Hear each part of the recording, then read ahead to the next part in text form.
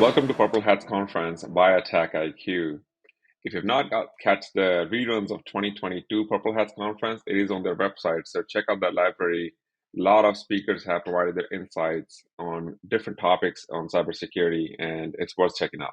In the next 40 minutes, we're going to talk about threat hunting, and you're going to hear tactical and strategic insights about threat hunting. So a lot of times we have seen where threat hunting has been seen as either reactive, or we also have heard that we can automate threat hunting. We're going to debunk those myths in this session.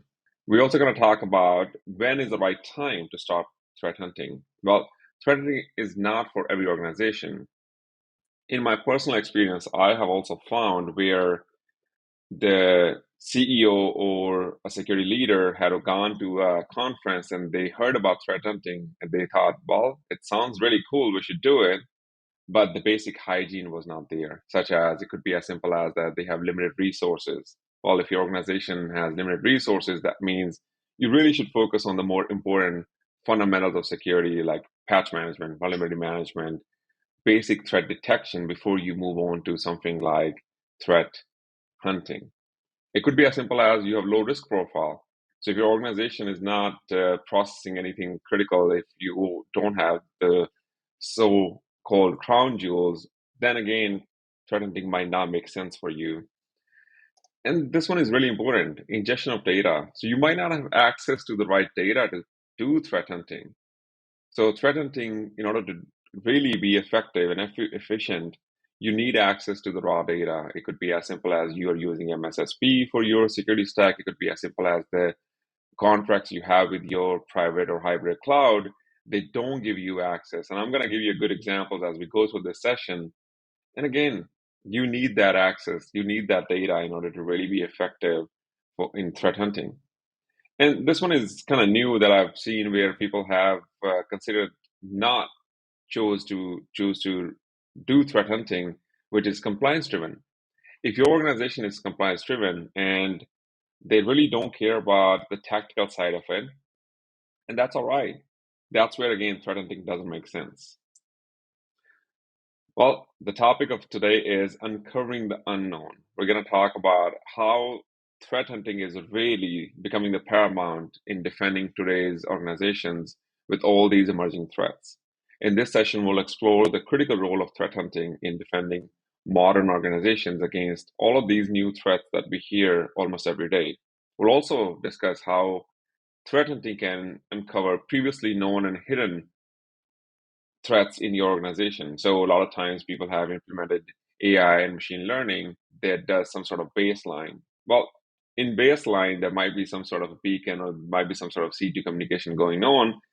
Using threat hunting, you can actually uncover that. And again, if there's any deviation, AI and ML is going to pick up that. We'll talk about real world stories of threat hunting. We're going to keep this a little bit more engaging style than traditional monologue. So you'll see two speakers talking about threat hunting from a tactical and strategic point of view and providing real world stories of their experience with threat hunting. This session is intending for anyone who's involved in the practice of security and has mindset focus to provide valuable security for their organization. My name is Victor Monga. I started as Red Team about 20 years ago now and worked for Fortune 500 companies to help them realize where their gaps are and understand the vulnerabilities and exploits and help them bridge the gap between red team and blue team. My goal, again, at the end of the day, is to inform the risks at all levels, engineering, management, director, CEO, CISO, or board level, so that they can realize that where and how we need to plug those gaps. I'm based out of sunny Los Angeles, California, with my wife and two daughters. I'm here. I work for VMware, and I lead a team of technical marketing for Carbon Black Business Unit. We provide valuable technical content for our customers, prospects, and partners. I also co-chair a program, really exciting program called Threat Hunter Challenge. This is really cool, by the way. You get access to Carbon Black Console, live console, where we have loaded all the attack data, and you get access to this Jeopardy style game using CTFD, where you see a question, you have to use Carbon Black Console, and you will find the flag and you earn and towards the end we tally up whosoever has the most points wins it. And yes, there are cool prizes about it. I also advise for this nonprofit organization called Virtue Testing Foundation as CISO, where they have started the security program, but because lack of funding and all that, they couldn't actually mature it. So I've been advising them how to mature their security program, helping them build the team processes and putting the right tools in place so that they can protect and continue with their mission. Hey everyone, super happy to be here. I mean, I think if you've seen me do any of my talks, I'm a huge fan of Attack IQ, a huge fan of purple teaming. The Attack IQ headquarters is like 15 minutes away from where I'm currently sitting. Got a lot of friends over there. So again, thank you for having me. I've been doing this probably too long. Victor, I think I told you this yesterday. You know, I hit my 25-year mark, and it just landed really weird because in a lot of other fields, I would have retired already, right? So if I stayed in the Marine Corps, I'd have retired as a Marine, and then I'd be off on a pension somewhere. So I feel like I'm halfway through the journey, even though that seems like a seemingly long time. And look, I've done all kinds of things, from red teaming to building security programs to implementing threat hunting, and then I think, as an advocate for this particular community, ensuring that we're sharing the knowledge and wisdom that we've all collected so that we can all take advantage of it. Why?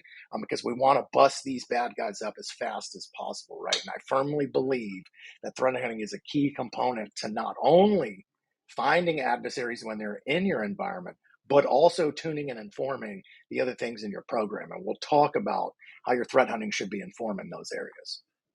Well, that's the best way to start, actually, the first fundamental of threat hunting. And this might be something entry level for a lot of folks here, but again, we want to set the right stage so that we continue in building upon it for this session. So let's talk about dictionary, the terms that as a threat hunter, you and your team will use almost daily basis. And the mindset. I think I really want to start with the mindset. First, as a threat hunter, when I'm building my operations with threat hunters, first is assume breach. Because as a threat hunter, it's not obvious. It's not something that's already jumping out of the way. And it's really something that you have to analyze and make sense out of it. So assume breach, assume compromise. That is the mindset we go with when we build our operations, we build our hunts, that there is going to be some sort of breach. And that's where when we start looking at the logs, when we start looking at reviewing those logs, and we start looking at different sources of security stack, we really have the mindset that we have been breached. And again, this is something that the mindset, and we really hope that we are not breached. That's the whole intention. That is the whole point of threat hunting. But again, when you're going in and building your operations, have your mindset that set to we are breached. Let's go find it. Let's go find the indicators. Let's go find the proof that we have been breached. The next one is really important, actually. TTP. Tactic, technique, procedure. This is the most important out of all, and Rick is going to talk about it as well. But as a threat hunter, when I'm actually working with my fellow hunters, sometimes you would just hear us yelling at, oh, I found T11304, or I found 1087. Well, what does that even mean? Well, these are the actual tactics used by the adversary that MITRE has already documented, and there's a whole taxonomy on it. So when I am yelling these numbers, it could be token manipulation, it could be account discovery, it could be brute force, it could be anything that we have seen, and now we have a standard way of actually communicating. It takes the subjective aspect out of it. There's no room for interpretation anymore, because if you have found token manipulation, you know exactly how to interpret that. To your law enforcement, to your managed service provider, or to document for incident responders. So again, as a threat hunter, you will start implementing these numbers in your language, and before you know, that is all you will use, and as you're communicating with your fellow threat hunters.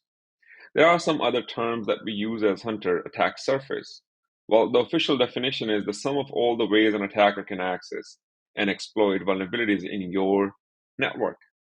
In my way, as a threat hunter, attack surface is something that I need to be mindful of as a holistic view, so that I know where are the different ways, how are the different ways attacker can come in or leave. That is also most important. I also need to be mindful of ingress and egress points so that it's not just for my business purposes, it's for attackers to come in and out as well. And so does the attack chain. Unified kill chain is the best way to actually realize where your security maturity is and build your threat hunting operations based on that. So you can start with the initial access, you can go all the way to impact, and that's something that Matter has introduced in 2018. Impact is something that it might not be data export, but it could be that someone actually denial of service on your website or your mission or your cause or whatever you're trying to actually put it out for your customers or members, they are making an impact, could be negative impact. So threat intelligence. As threat hunter, you also need to worry about threat intelligence. It could be your internal or external threat intelligence feeds you need to incorporate it. And as a threat hunter, I also want to make sure that I highlight feeds are good, but if you can't enrich that data with your internal organization data, it becomes really irrelevant. So as a threat hunter, you need to be mindful of threat intelligence feeds and how they have been actually populating all the different alerts. And when you're building your hunts, you leverage those threat intelligence feeds. Then we have IOCs, indicator of compromise. That's again is very basic. That's what we look for as a threat hunter. And the last one is RCA, root cause analysis. And I've seen threat hunters always shrugging that, oh, this is not part of my technical role. It is. Because without RCA, we cannot prove, document, and provide justification and really the value of our hunt. Why did we do hunt? Why did we create this search party? Now, let's talk about the meat of this session. Most of the security leaders are being asked these questions. Are you spending too much or too little on cybersecurity? How effective are the current security controls against new emerging threats? Can we detect and protect against certain APT groups targeting your industry?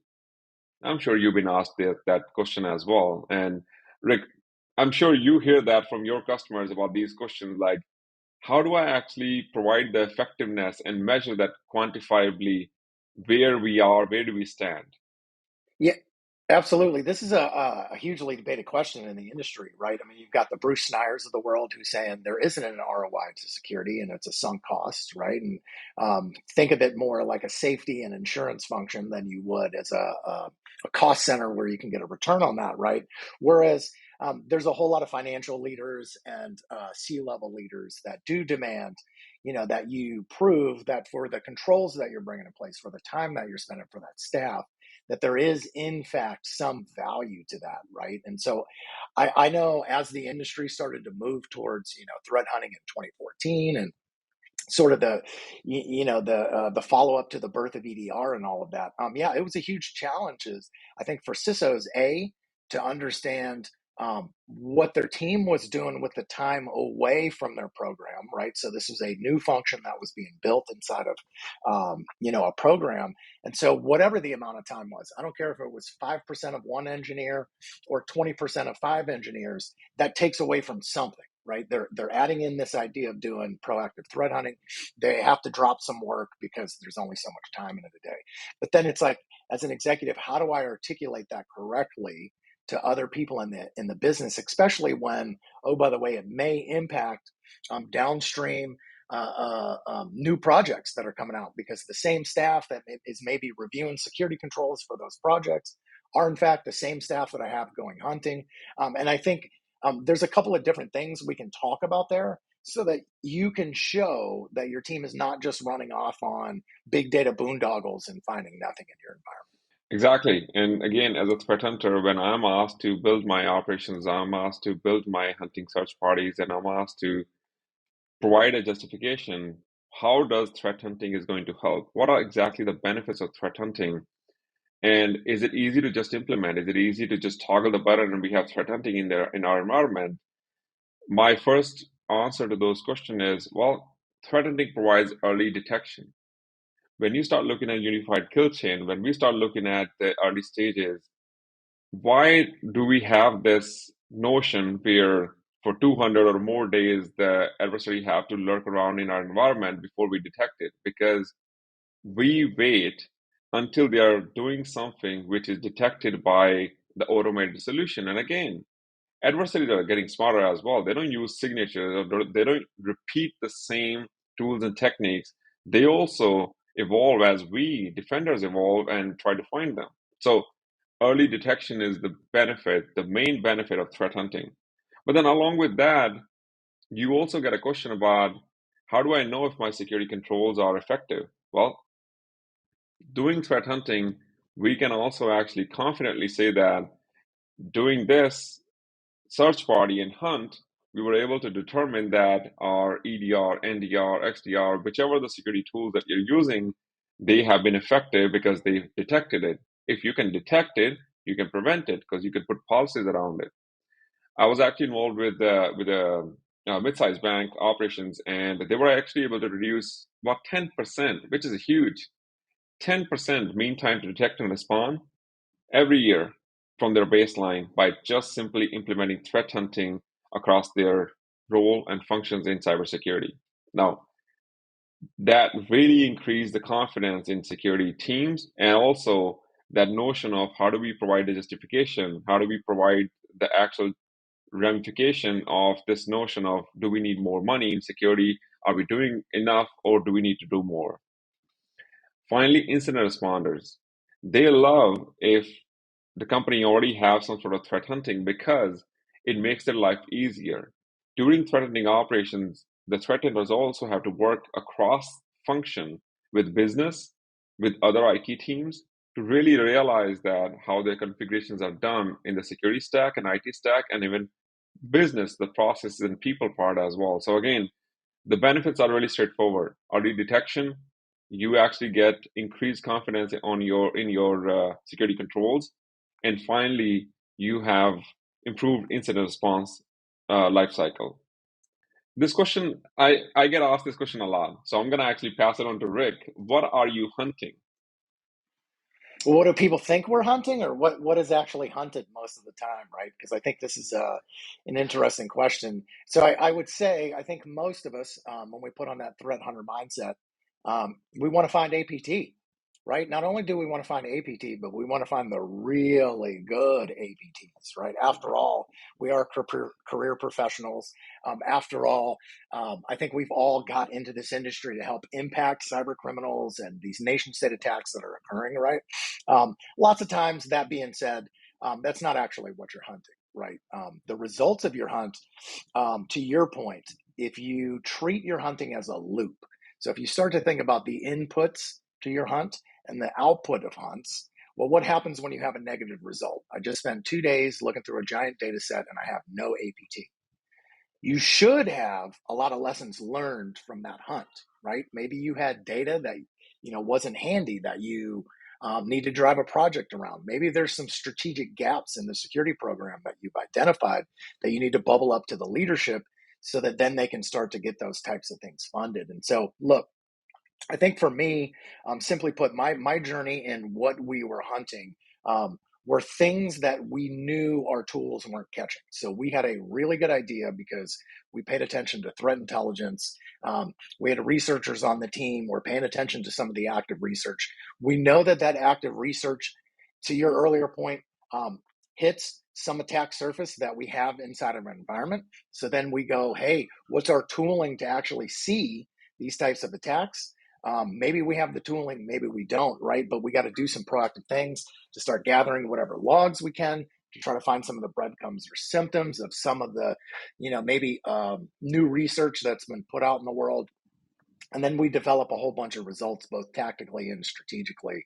And so look, I do think operating on this idea of a hypothesis, i.e., some new researcher creates something really interesting that is impactful to your environment. That question of, do I have the right things to go find it? Do I have the right queries? Do I have the right tools? All of those things. And then, in fact, if you do start to find that, it's going to just give you a bunch of projects to do, really, right? But yeah, so I think, again, everybody thinks they're hunting APT, but the chances are, during most of your hunts, unless you're working for a really advanced program out there, you're going to be hunting a lot of identifications of areas of weakness in your environment as well, or even in business processes or business logic inside of applications, or gaps in eventing logging. And I think that's very important to realize that threat hunting can yield to really important lessons learned that you would really need for your security operations and for a stronger posture. One of this question that I get asked a lot, where I have SOC teams, I do periodic red team and penetration testing. Do I need threat hunter? Do I need threat hunting program? And that's what really I encourage people to have an open mind to think about proactive versus reactive. Threat hunting is really a proactive approach where you're trying to find the hunts before they can cause damage. SOC teams are great, but they detect when the damage had done already. So again, a lot of my students actually ask me, okay, what are the difference between a threat hunter and a red team? And I, as a joke, I say red team create noise and threat hunters actually go and make sense out of that noise. So that's my joke of the day. It really boils down to focus on, are you focusing on vulnerabilities or threats? Threat hunters goes in and, as Rick said, leverage threat intelligence, leverage the research that working on emerging threats, and formulate a hunt, an operation to go and hunt for those threats in your environment. While SOC analysts will look at the alert, triage it, either call it business as usual or trigger an incident. So that really the mindset of I am tracking vulnerabilities versus while I'm tracking threats. Threats is something which can cause damage. Vulnerability is something that's definitely gonna have a problem today because there is a known exploit to it. Then it comes to the notion of who has the holistic view into your environment. Well, SOC analysts are definitely looking at your overall, all the egress and ingress points of your organization. However, they also have blind spots. You walk into any SOC room, and most of the SOC analysts are actually assigned to a particular area. It could be endpoint, it could be network, it could be cloud, it could be identity and access management. But the way threat hunters work, they really look at all of these areas as a holistic view and see if I have an alert from user behavior perspective from identity and access management solution, let me go look and check my EDR, or let me go check the NDR logs and alerts as well to tie it together. Again, the mindset is they are assuming breach. SOC teams and red teams, they have a mindset. SOC teams actually wait for something big to happen to react, and red team is all they're doing is trying to just penetrate into your environment using the vulnerabilities which are exposed already. So again, threat hunting is kind of unique in the way, and yet they have to work together in tandem. A bit overlap as well with SOC and red team as well. Both teams are important in security when it comes to it. Threat hunting can enhance that program. Threat hunting provides, let's say, cherry on the top, but again, you have to have your basic hygiene done. You have to have vulnerability management, patch management. You have to have all the ingestion of the logs done before you can consider threat hunting. Rick, what's your point on that one? What's your views on this one? Yeah, look, again, I think red teams are super helpful. They're providing you intelligence to shrink your attack surface, right? They're providing you intelligence to tune your controls and or go purchase some controls that you may be missing over an area, right? And also, I think they're directly, since we're at a purple team conference, right? They're directly going to impact things like the tuning of the individual controls, right? The data sets that folks are hunting in. These are the areas that I think the threat hunt team, right, adopting that sort of red team mindset, understanding those techniques, tactics, and procedures that the red team is going to use inside of the environment, and then starting to create a plan to actually go hunt those activities, right? And we'll talk about how you can, sort of cluster and scope some of these TTPs so that you can laser focus your hunts around certain TTPs that kind of yield a lot of fruit for regardless of who the actor group is. But that being said, look, I think there is information from both sides, but what we have to do, and I love a conference like, Purple Team Conference, is I think we've all got to start speaking the same language, right? So it would be cool one day to actually abstract red team findings into machine language that we can ingest into defensive tools. I think, the sponsor of this event clearly represents an evolutionary leap down that road. But that's where we'd like to get to, I think, ultimately, so that the hunt teams, right, can just go focus on that and not necessarily deep diving on findings from the red team. That's a perfect dovetail into the next point where, as a threat hunter, what are the criteria that I can be successful? So a lot of times I've seen security leaders implementing threat hunting operations, and this is something I talked about originally in the beginning of the session, where if you don't have the right data to access, if you don't have the right data to ingest, your threat hunters are going to be really blindfolded and honestly not effective. So the the way you want to see this as, and we used to have battle cry, unleash the hunter, uncover the threats. Yes, a threat hunter, they must have access to the right data in order to really ingest, analyze, and finally, once they're done with their hunting, and actually go and help SOC, actually go and help blue team, what Rick just mentioned. Once they have actually provided that value added, what needs to be changed, tweaked, tuned, SOC teams and blue team have to go and tune it so that we can prevent. The whole point of threat hunting is to prevent the unforeseeable. And that's what this process does: ingestion, hunting, and tune and tweak.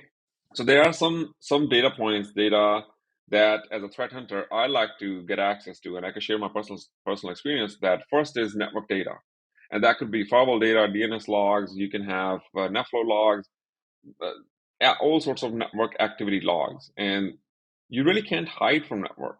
It doesn't matter. Your adversaries, red team, blue team, anything suspicious traffic, I would like to get access to so that not only as a threat hunter, I can understand how this was suspicious, but I can tie it back to other logs. And the next one is endpoint log. It could be workload, servers, PC, laptop, mobile devices, whichever, however you do your business. If you don't have access to that logs, again, threat hunters are going to be flying blind, and we don't want that. So as threat hunter, network logs, endpoint logs, and third category is really important, application logs. I'll share a personal story. I was doing a threat hunting operation and I got access to storage logs. And I was really excited. I was like, oh my God, this is the best because I can see who accessed the data, what kind of data, so I can actually tag it to data classification if they actually access something confidential and then had a large amount of downloads. Again, as a threat hunter, this is gold mine. And again, to Rick's point, I thought I'm gonna find an APT today. 3 months. It took me 3 months to parse through the whole logs that the cloud provider gave it to us. And guess what? Didn't find anything. Why? It was irrelevant. They gave us the logs for the actual hardware, the drives, the disks, how the data is being written, not the data, what's being written on it. So I got a lot of data about the RAID, about the SATA drives, about their UUIDs, about the primary, secondary failover, all of that, backup replication, the actual raw storage. Well, again, I chased my tail for a while. So I don't want you to do that. So when you're getting access to the data, you want to make sure it's relevant, you can ingest it, and actually make sense out of it. So I shared some failure stories as well so that you can learn from our experiences and actually try to avoid them. In application logs recently, I've also started including identity and access management. So anything as far as to authentication, authorization, accounting, the AAA back in the days we used to say it, that is also application logs, and you want to get access to it as well so that you can tie it back to the endpoint and network data. The next one it comes to, which I just mentioned about the cloud storage or cloud application. And that's not the services that you have exposed to internet or you're consuming like EC2, Lambda, and all sorts of those things, but the cloud metadata as well. Who's making changes to your cloud infrastructure? If you have a firewall in your cloud, who has access to make changes? And when did the last time they make it? Does that correlate with the change control? All of that data is also important. As a threat hunter, you will try to correlate that data and see if there was actually insider threat. It's not just the APT you're always hunting. It could be something you reveal an insider threat that this person made, the IT admin made a change to the cloud firewall, then actually accessed this database, downloaded this sum of data because using EDR you can detect that, and NDR logs actually verified that this user was not here in the location where they're supposed to. They were actually traveling or whatever that could be. All of that data is important. Rick, when you have formulated your hunting parties, do you have any stories where the data was not relevant over data needed to be there, but it was not. Yeah, I mean, if anybody remembers the world before EDR, right? And I don't want to shield just for us, but like it was a revolutionary breakthrough to be able to gather the correct telemetry from an endpoint. I mean, we were all trying to do it on event logs or Active Directory logs, or you know, um, yeah, it just wasn't. I think telemetry just wasn't correct at the time, right? And so, again, I think starting to think about the scope of those initial hunts, right? And then starting to identify the areas you may have good data in already. So to your point, almost everybody's got a firewall, right? And I won't value one data over another data type, right? I think they're all important, especially and relevant to your threat profile. That being said, you got to start somewhere. And in most shops, even in a greenfield build, they have a firewall, right? So you're getting some sort of network telemetry that you can, start to tease that stuff out from. But yeah, look, I don't know that there's any one shop on the earth that I've been into that's like, we have the exact right data to cover all of our hunts, because there's always a gap. I'll give you a current gap right now where I think, folks should be paying attention to, where at least from a centralization perspective, we're a little off. And that's our firmware, right? So the things that live underneath everything and that software, adversaries, we know we're going after it. I think it's a worthy effort to start to look at this year, to start to hunt in some of those environments, but you're going to have to close this idea of centralization on some of this hardware. And oh, by the way, this is going to become really challenging for some shops that have things like public cloud or native cloud, where they don't exactly own the hardware. So they're going to have to look to contractually build that in with the vendors. But yeah, that's an area for 2023 where I think today I would say most shops probably have non-optimized telemetry and non-optimized centralization of that telemetry as well. Yeah, absolutely. And that really brings to a point where how do I build a threat hunting team? And it could be as simple as that you want to spread that function. And as Rick mentioned, it could be 5%, 20% of your current staff as well, if you don't want to have a dedicated team. So VMware actually published a threat hunting book where they also went through some of the strategies and ways to actually spread that load and how threat hunting can be effective using your current staff and current tools so that you don't have to go and put something new, buy something new. You can actually leverage what you have currently. So, in an example where using Carbon Black Cloud, you have access to all the relevant telemetry data and you have the network visibility as well. So, leveraging that, how can you actually spread the load between your current security staff and really build some sort of a mindset where we need to do threat hunting? So, there are a couple of things that I would just highlight when you're considering to build a team. And one of the things is you really need to write down the scope and objectives. As Rick mentioned, where we think we're going to hunt an APT and find an APT, but a lot of times it's just lessons learned. So when you're considering to build a threat hunting team or even build that function within your team, consider to write down the really the scope and objectives.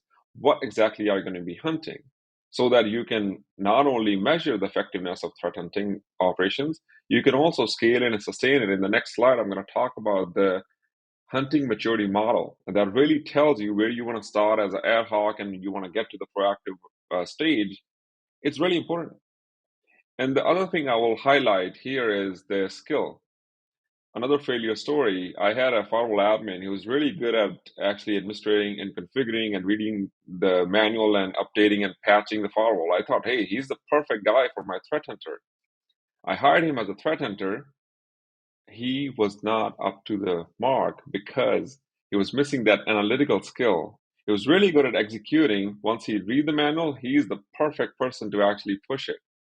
But threat hunter also need to have some sort of analytical skill so you can combine the dots and connect the dots. And again, this is where I highly encourage as a security leader, you need to pick the right folks to begin with. Otherwise, the program that you're trying to build and sustain and scale, it might be a fail to begin with. So lessons learned from me, I would say when you're considering to build a team, first make sure you have the clear objectives and scope that what exactly are those people going to be hunting, and then hire the right skill and talent for to actually match that objective.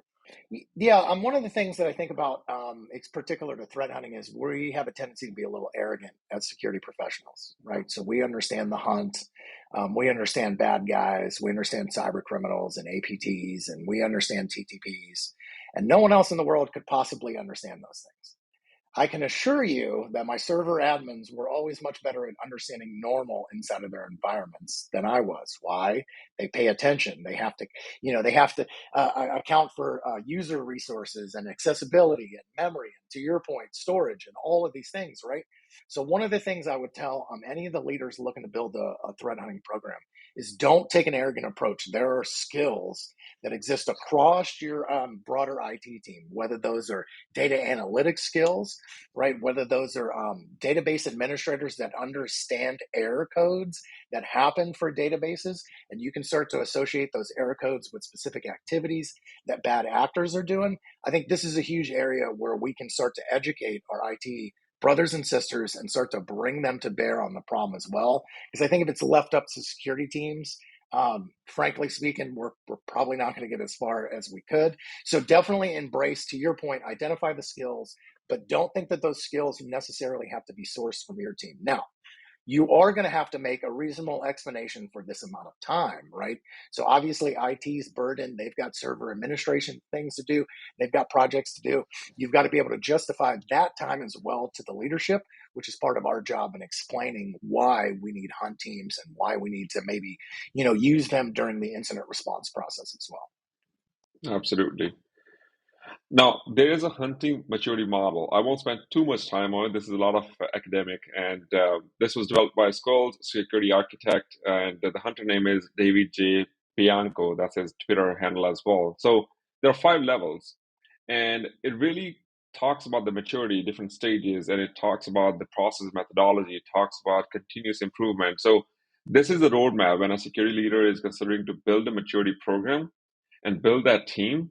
This is where you can actually go in and talk about, hey, here is a framework that we can possibly use as a starting point, that this is where we want to start, this is where we want to mature to. And every year you have some sort of trackability where you are, and you can either embrace that the maturity where you are, or it could be as simple as, this is not working out for us, let's go change and tweak things for us. So again, hunting maturity model, the way I've used it as a reference to build the teams, build the program, build the operations. But when it comes to reality, you would have to tweak and tune the way your organization, your team, and your objectives for threat hunting works for you. The other one I have also used is hunting life cycle. This has been really great for especially the early stages of threat hunting operations, where you want to talk about the planning and preparation. You want to talk about data collection, where I just said that if you don't have access to the right data, the relevant data, then again, you really can't go further. You can't go and continue with the lessons learned or analysis, because you don't have access to the right data. So planning, data collection, once you have the data, you will go and analyze it. The next part is really interesting. A lot of people actually think that just by generating a hypothesis, you are good with threat hunting. I would say, and Rick would agree to it, you got to validate that as well with your IT team, security team, business. If your hypothesis is actually valid, what you actually considered is a threat, you actually considered that we should go hunt for it. Is it valid? Is it relevant to your organization? Is it actually critical to your security staff and your CISO or the leadership? So I would highly encourage, when people are actually considering to go threat hunt operations, validate your hypothesis. Rick, anything to add on that one? Yeah, I just think this is an area where a lot of people, and for good reason, right? So it's not a knock on any one particular program, but it's this idea of like actually having threat hunting as a program, right? Again, with inputs and outputs, and those outputs being tied back to your prevention, detection, and response program, right? Because after all, if you do loop your hunt program, you should clearly be able to show mean time to detect goes down because you've got tons of enrichments to the products. You've got tons of tuning you're going to do. You got new data sets that you're starting to collect and be able to analyze, and then You're building analytics over that. And then it should ultimately be able to impact mean time to remediate as well. So those are two areas, I think, again, from a programmatic perspective, as you're starting to build the hunts, you have to think about it as inputs and outputs. And I think for a lot of people, they just didn't consider the tail end of the hunt originally. Right now, that probably isn't true now. We've, I think matured threat hunting far enough. But even if you, look at, the threat hunting maturity model, right? I mean, just walking that maturity model is going to give you huge projects in some cases, right? Like to your point, I don't have the right logs to go hunt. Well, that's funding, that's changes to systems so that they can actually, stuff logs into the thing, all of that type of stuff, right? But what is that going to get you? Well, you've moved your program, you've iterated to, maturity level 2 of whatever you're trying to do, and you can show value back to the organization for that, right? And I think, you know, we know that continual tuning is missed in the industry all of the time, right? Because teams are waiting for that red team to come in once a year, or they're waiting for something bad to expose, some policy that wasn't tuned or some filtering that wasn't done. Well, why not just knock that out with threat hunters, up front, right? Start to make those assumptions that you have gaps in visibility, that you have gaps in preventions, and then start to drive those up before the bad activity starts. Yep, that's excellent. Now, we have talked a lot about the strategy of threat hunting. We gave you good real world stories and our scars. Where do you start from here? If you have not considered threat hunting, and to Rick's point, doesn't have to be a formal program put in place, you can start today. As simple as look at my attack framework, leverage atomic red team tests, and shout out to my friend Keith Wilson, director at Attack IQ Academy, who has a great resource and training for you and your team to just understand my attack framework. And some of the other open source tools I've used, OSX, Node, Yara, Suricata. One of the ones I have also really used is Wireshark. During my threat hunting, I would get PCAPs from the network solutions and just look at it, review it, analyze it. That is one of the ones we have seen that not a whole lot of threat hunters use because they want to have something advanced in commercial and enterprise, which is good.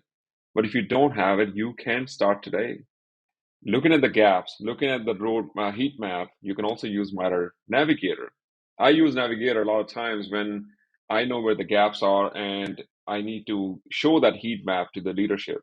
So leveraging attack framework, atomic red team tests, and Navigator, you can start today at no cost. And again, this is a starting point where as you want to get to a little bit more automated, a little bit more advanced, you can consider commercial solutions as well. Yeah, and Victor, I think this is helpful to, again, scope the initial hunts, right? So look, if you have a large Windows environment and you're just paying attention to what any of the adversaries are doing, you can make a pretty good hypothesis that credential harvesting is going to impact your environment at some point, right? After all, it's built into a lot of the commodity code. We know that all of the major adversaries out there are doing this type of activity. That being said, it's a fixed number of techniques that are used to actually perform that activity in a Windows environment, right? So step one may be like, how can we identify this activity? Do we have the right data sets? Okay, awesome. And then I'm going to go have an hypothesis that it's occurring inside of my environment. I'm going to go build queries to go do that over that data set and those things. But what did I do? I limited my scope way down to just Windows. And I'm not, again, going to put a weighted criteria on Windows over Linux over Mac in your environment, right? But that being said, we know initial access comes through most users clicking on things, right? Or some application vulnerability that exists on the web.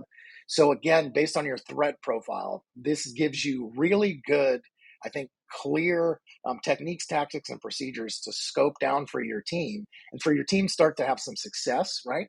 To start to build some confidence in their hunts. And then you start to look for those varying patterns amongst whatever exists in your infrastructure. But I do highly recommend that, like, you don't treat every TTP exactly the same. Laser focus around an environment and laser focus around TTPs that we know are going to be seen. So lateral movement, credential harvesting, those would be Rick's 2 recommendations on places to start today. Speaking of recommendations, as we wrap up this session, here are a few resources for you to read and watch. And Victor's recommendation is the second one. There's a white paper, a great white paper, actually talks about threat hunting from SANS, and I highly encourage you, along with other blogs and other reading material I have posted here. And there are two videos that I recommended. So again, we wish you the luck. You're doing a great job. I know this is something that we always overlook, that it's easy, it's simple, it's not. What we do is difficult, and yet we got a long way to go.